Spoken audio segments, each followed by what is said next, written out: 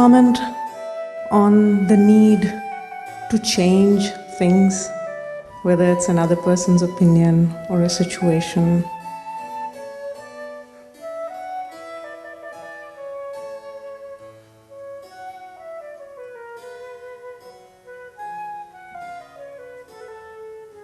From the vantage point of truth, there is no need to change things,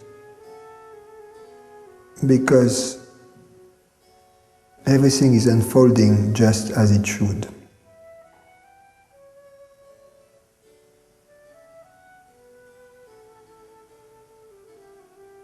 But on a playful and celebratory mode, it may be interesting to change things without need. But the moment you believe there is a need, you are already in the devil's mouth.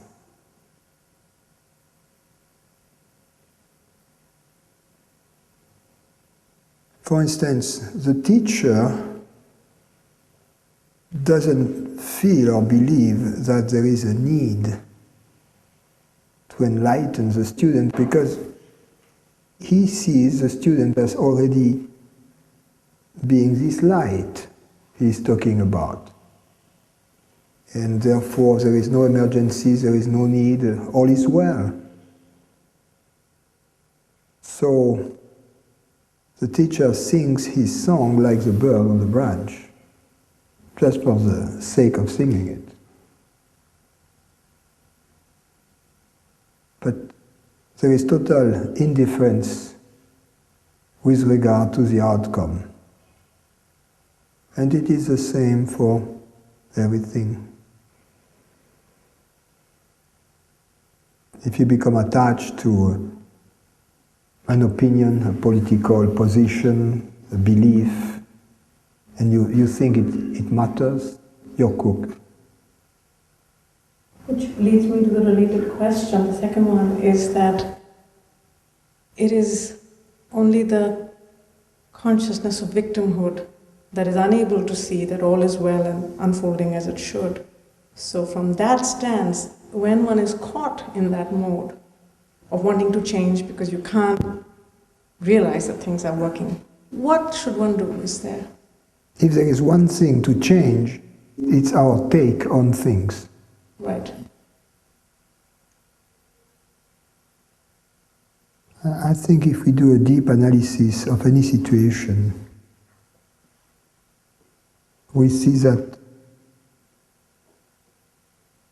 the universe at that moment is right where it ought to be.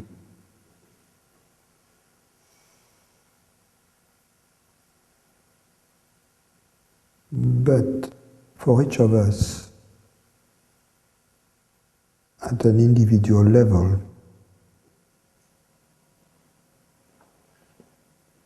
we can see that all events that have happened in our life, the happy ones and the less happy ones, in fact were instrumental in making us grow in wisdom. So that can, in hindsight, recognize from our own experience, we should also try not to deprive others from the same blessings.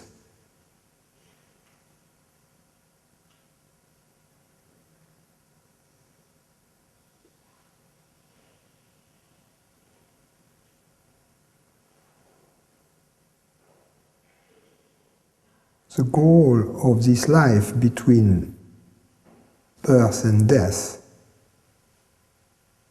is not in this life, is not in this world, is not in this time.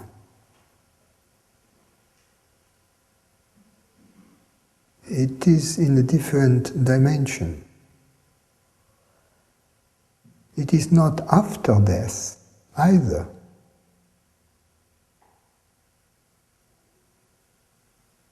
It is in a different dimension, and the bridge between this dimension and the world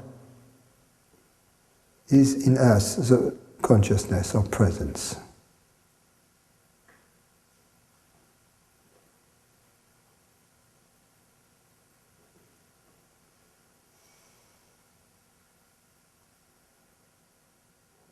That's why Jesus has said, consciousness is the path, the truth, and the life. He said, I, meaning consciousness, is the path, the truth, and the life. Consciousness is the bridge between the two dimensions.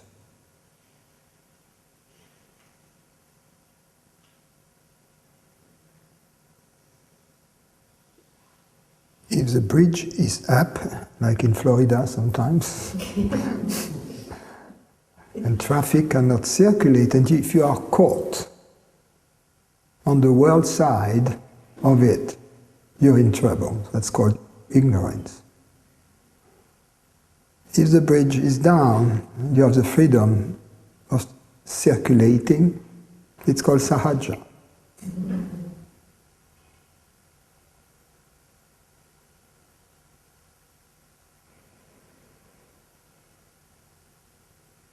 On one side of the bridge you have safety, on the other side you have recreation, entertainment.